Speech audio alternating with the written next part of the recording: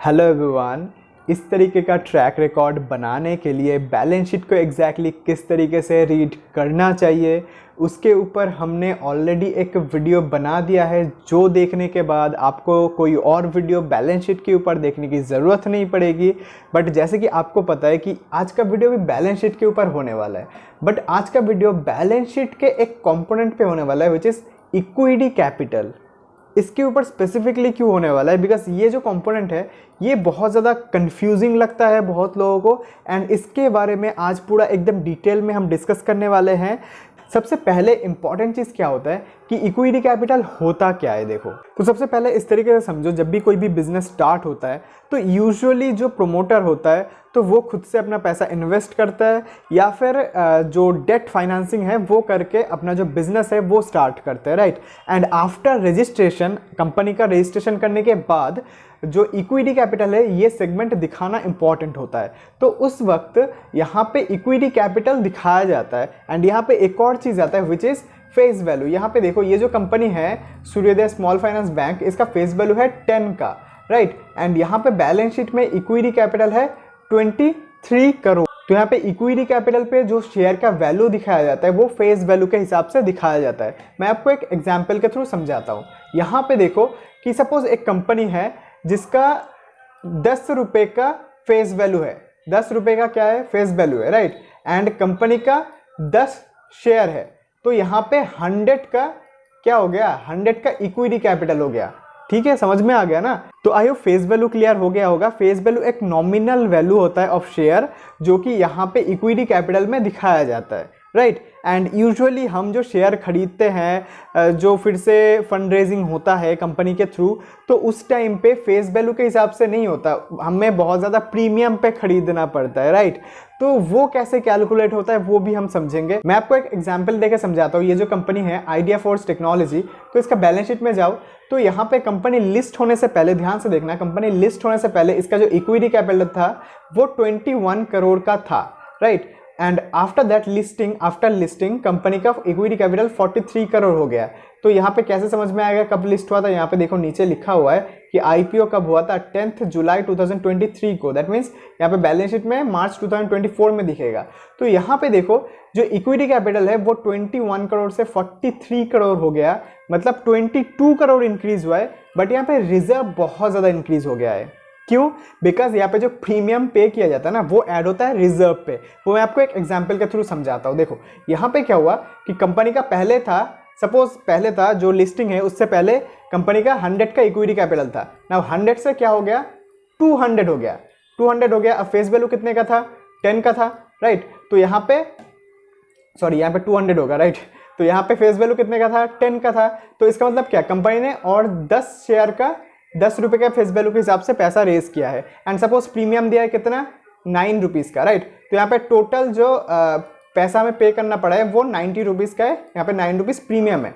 तो उस केस में जो 9 इंटू 10 है, 9 इंटू 10 है, मतलब जो 90 रुपीज़ है वो कहाँ जाएगा, वो जाएगा यहाँ पे रिजर्व में। मतलब जो एक्चुअली में फेस वैल्यू के हिसाब से शेयर का पैसा होता है वो जाता है इक्विटी कैपिटल में, एंड जो प्रीमियम का पैसा होता है वो जाता है रिजर्व में। ठीक है, आई होप इतना क्लियर हो गया होगा। एंड अगर यहाँ तक क्लियर नहीं है तो मुश्किल है समझने में, तो जाओ जाके फिर से देखो, जितनी बार जरूरत पड़े देखो। बहुत सिंपल चीज़ है, 2-4 बार देखोगे क्लियर हो जाएगा। अभी हम नेक्स्ट स्टेप पे बढ़ते हैं। नेक्स्ट स्टेप क्या है, जो इक्विटी कैपिटल डाइल्यूशन होता है या फिर कॉन्सेंट्रेशन होता है, मतलब कंसोलिडेशन होता है, वो कैसे होता है एंड उसमें क्या क्या कंपोनेंट होता है, इंपॉर्टेंट चीज़ें होता है समझने के लिए, वो हम बताएंगे। तो यहाँ पे देखो यूजुअली क्या होता है, इक्विटी कैपिटल डाइल्यूशन आपको इजीली कहीं पे भी देखने को मिल जाएगा कि यहाँ पे 21 करोड़ से 43 करोड़ हो गया। ये कब होता है, ये यूजुअली होता है आईपीओ के वक्त, एफपीओ के वक्त, या फिर राइट इशू के वक्त। एंड देन ईसॉप होता है, मतलब जो एम्प्लॉयज़ को शेयर दिया जाता है वो होता है।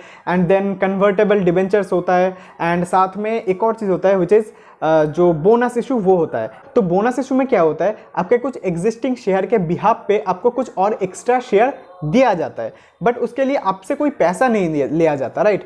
तो अगर आपसे पैसा नहीं लिया जा रहा तो उस केस में यहाँ पे जो इक्विटी कैपिटल है वो तो इंक्रीज करवाना पड़ेगा, तो वहाँ का पैसा कहाँ से आएगा इंक्रीज करने के लिए? तो वो पैसा आता है रिजर्व से, राइट। तो यहाँ पे मैं अगर आपको दिखाऊँ, ये कंपनी नाइका है, हम सबको पता है। तो यहाँ पे बैलेंस शीट में देखो, जो इक्विटी कैपिटल है वो 47 करोड़ से 285 करोड़ का हो गया। मतलब यहाँ पे जो रिजर्व था 1300 करोड़ का, वो रिड्यूस होके 1100 करोड़ के अराउंड हो गया। एंड यहाँ पे जो पैसा है वो रिजर्व से निकल के इक्विटी कैपिटल में ट्रांसफर हो गया। समझ रहे हो? तो इस तरीके से आपको देखना पड़ेगा कि बोनस इशू में क्या होता है। बोनस इशू में अकाउंटिंग कैलकुलेशन मैच करने के लिए यहाँ पे जो रिजर्व है उसको इक्विटी कैपिटल में ट्रांसफर करना पड़ता है, राइट। एंड इसी वजह से जो इक्विटी कैपिटल है वो बहुत ज़्यादा इंस्टेंट इंक्रीज हो गया है, ऐसा लग सकता है। अब इसमें क्या कोई प्रॉब्लम है? अब देखो, हम स्विंग टू पोजिशनल ट्रेड करते हैं, राइट। तो उस केस में हमें कोई ऐसा फर्क पड़ता ही नहीं है, कंपनी बोनस इशू करे, राइट इशू करे, कुछ भी करे, भाई हमको फर्क नहीं पड़ता। हमको अपना प्रॉफिट लेना है एंड देन निकल जाना है। हमको सालों साल नहीं रखना कंपनी को, राइट। तो इस हिसाब से आपको सोचना पड़ेगा। अगर आप लॉन्ग टर्म इन्वेस्टिंग करते हो तब भी ऐसा बहुत ज़्यादा इम्पैक्ट आता नहीं है, अगर 2-4 साल के लिए भी इन्वेस्टिंग करते हो। बट फिर भी आपको अपने स्ट्रैटेजी के हिसाब से देखना पड़ेगा क्या चीज़ आपको इफेक्ट करता है, ठीक है। एंड देन एक और जो चीज़ होता है वो है डेट टू इक्विटी कन्वर्जन, ठीक है। डेट टू इक्विटी कन्वर्जन, जो कि मैं आपको एक समझाता हूँ यहाँ पे। अगर मैं यहाँ पे वोडाफोन आइडिया सर्च करता हूँ, तो यहाँ पे मैंने सर्च कर दिया वोडाफोन आइडिया, यहाँ पे बैलेंस शीट पे जाते हैं तो कंपनी के पास देखो डेट बहुत ज़्यादा है, कंपनी के पास डेट बहुत ज़्यादा है। तो यहाँ पे इस कंपनी के ऊपर हमने वीडियो भी बनाया था, क्या ये टर्न अराउंड हो सकते हैं, मल्टी बैगर हो सकते हैं कि नहीं, वो वीडियो जाकर देख लेना, आपको बहुत कुछ सीखने को मिलेगा। तो यहाँ पे डेट टू इक्विटी कन्वर्जन क्या होता है? कंपनी के पास यहाँ पे देखो डेट बहुत ज़्यादा है, तो कंपनी यहाँ पे क्या कर सकता है अपने आप को थोड़ा सा रिलीफ करने के लिए कि कंपनी के पास डेट पे करने के लिए पैसा नहीं है, तो कंपनी क्या कर सकता है, यहाँ से सपोज आधा डेट अपने जो इक्विटी है उसमें कन्वर्ट करवा सकता है। एंड देन क्या होगा, तो यहाँ पे डेट एक्चुअली में 50% से रिड्यूस हो जाएगा। एंड अगर डेट रिड्यूस होता है तो उस केस में जो इंटरेस्ट अमाउंट है वो भी रिड्यूस हो जाएगा। तो उसकी वजह से जो प्रॉफिट है वो नीचे पॉजिटिव में आ सकता है, जो कि अभी भी नहीं दिख रहा है, इसलिए इंटरेस्ट कॉस्ट बहुत ज़्यादा है इसलिए। तो यहाँ पे मेन बात यह है कि मैं आपका जो बोरोइंग है, आपसे मैंने जो पैसा लिया है वो मैं नहीं पे कर पा रहा हूँ, तो इस केस में मैंने आपको बोला कि भैया देखो कि मेरे पास पे करने के लिए पैसे नहीं है, आपने जो पैसा मुझे दिया है बोरोइंग पे, ठीक है, तो आप उसके बदले कंपनी का हिस्सेदारी ले लो, कंपनी का इक्विटी ले लो, ठीक है। अगर company in future turn around करता है, बढ़िया करता है, तो उस केस में आपको भी फायदा है एंड मैं भी बच गया, यहाँ पे मुझे भी बोरोइंग को रीपे नहीं करना पड़ेगा। सिंपल सी बात है, इसको बोलते हैं debt to equity conversion, simple सी चीज़ है। तो यही सभी चीज़ें होता है मेनली जो आपका बैलेंस शीट में इक्विटी कैपिटल है उसमें। ये तो हो गया जो शेयर कैपिटल डाइल्यूशन की हमने बात कर लिया। तो यहाँ पे जो बैलेंस शीट में इक्विटी कैपिटल को अगर कॉन्सेंट्रेट किया जाता है तो उस केस में वो कैसे होता है, वो होता है जब शेयर बाईबैक होता है। तो देखो यहाँ पे यूजुअली 2 चीज़ होता है, एक होता है जो कंपनी शेयर बाईबैक करता है, ध्यान से समझना, जो कंपनी शेयर बाईबैक करता है उसको बाईबैक बोला जाता है। एंड बहुत बार जो यहाँ पे इन्वेस्टर में प्रोमोटर बाईबैक करता है उसको भी हम यूजुअली बाईबैक बोल देते हैं, बट वो बाईबैक नहीं होता, ठीक है। वो यहाँ पे प्रोमोटर अपना शेयर इंक्रीज कर रहा है, कंपनी में होल्डिंग इंक्रीज कर रहा है, वो अलग चीज़ होता है। बट बाईबैक, कंपनी का बाईबैक अलग होता है। अगर कंपनी अपना शेयर खरीदता है, सपोज ये सूर्योदय स्मॉल फाइनेंस बैंक है, तो ये अगर अपना शेयर मार्केट से खरीदता है, बाईबैक करता है, तो उस केस में क्या होगा, उस केस में 2 चीज़ होता है। एक तो वो जो शेयर है वो बाईबैक करके उसको कैंसिल कर देता है, मतलब उतने का जो इक्विटी है वो खत्म हो गया। इसका मतलब क्या, इसका मतलब ये कि शेयर कॉन्सेंट्रेट हो गया एंड जो होल्डिंग था, जो परसेंटेज होल्डिंग था वो इंक्रीज हो जाता है। जैसे कि मैं एग्जाम्पल से समझाता हूँ। तो अगर मैं यहाँ पे एक राउंड ड्रॉ करता हूँ, ध्यान से समझना, बहुत ईजी है, ठीक है। तो मैं यहाँ पे डिवाइड कर देता हूँ 4 पार्ट में, ठीक है। तो 25 करके हो जाएगा, राइट। यहाँ पे 25, यहाँ पे 25 एंड यहाँ पे 25 एंड यहाँ पे भी 25% का हिस्सेदारी रहेगा, राइट। सपोज 4 शेयर होल्डर 1 2 3 4 सबके पास 25% करके है शेयर होल्डिंग, राइट। तो अब कंपनी ने क्या किया, इससे जो 25% है वो शेयर खरीद लिया, इससे जो 25% शेयर है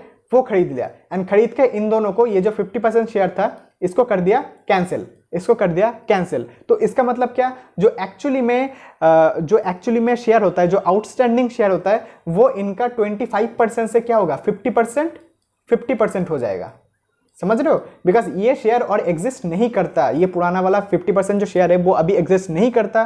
तो जो नया वाला शेयर है, तो उसके हिसाब से ये जो इन्वेस्टर्स है इनका होल्डिंग परसेंटेज इंक्रीज हो जाता है। तो आई होप आपको इतना समझ में आ गया होगा कि बाईबैक करके कंपनी एक तो कैंसिल कर सकता है शेयर को, एंड दूसरा क्या कर सकता है, होल्ड कर सकता है एज ट्रेजरी स्टॉक। ठीक है, एंड अगर कंपनी ये 25% मतलब ये 50% शेयर अगर एज ए ट्रेजरी होल्ड करता है ना, तो उस केस में भी ये आउटस्टैंडिंग शेयर में नहीं रहता, तब भी इनका जो होल्डिंग है वो 50% से इंक्रीज हो जाएगा। ठीक है, तो उस केस में ये जो शेयर है, ये जो 50-50 शेयर है, ये आउटस्टैंडिंग शेयर रहेगा, ये इसका कोई काम नहीं है। कंपनी चाहे तो इसको फिर से मार्केट में ले आ सकता है बाद में, बट अभी के लिए जब तक ये ट्रेजरी में है तब तक के लिए ये जो शेयर होल्डिंग परसेंटेज है इनका, तो ये इंक्रीज हो जाता है। सिंपल सी बात है। आई होप जो बाईबैक है, जो शेयर कंसोलिडेशन है, उसका आपको समझ में आ गया होगा। एंड मेरा मतलब था यहाँ पे इक्विटी कैपिटल कंसोलिडेशन, ना कि शेयर कंसोलिडेशन। शेयर कंसोलिडेशन अलग होता है, उस केस में जो आपका ओवरऑल इक्विटी कैपिटल होता है ना, वो सेम ही रहता है। ठीक है, बिकॉज उस केस में आपका जो नंबर ऑफ शेयर है वो रिड्यूस होता है एंड फेस वैल्यू उस हिसाब से चेंज हो जाता है। एंड यहाँ पे और दो चीज़ लास्ट में मैं बता देना चाहूँगा कि इक्विटी कैपिटल को ही शेयर कैपिटल बोलते हैं। एंड एक और जो चीज़ है कि प्रॉफिट एंड लॉस स्टेटमेंट पे हम बहुत बार ईपीएस देखते हैं, ईपीएस इंक्रीज हुआ है कि नहीं, ईपीएस रिड्यूस हुआ है कि नहीं। तो ईपीएस को स्टैंड अलोन नहीं देखना होता, बिकॉज अगर शेयर कैपिटल पे नंबर ऑफ शेयर इंक्रीज या फिर डिक्रीज होता है तो उस केस में यहाँ पे ईपीएस भी इंक्रीज या फिर डिक्रीज होगा, राइट। तो ईपीएस को देख के कोई फायदा नहीं है, आप नेट प्रॉफिट को देखो, कंपनी का नेट प्रॉफिट ग्रो हो रहा है कि नहीं।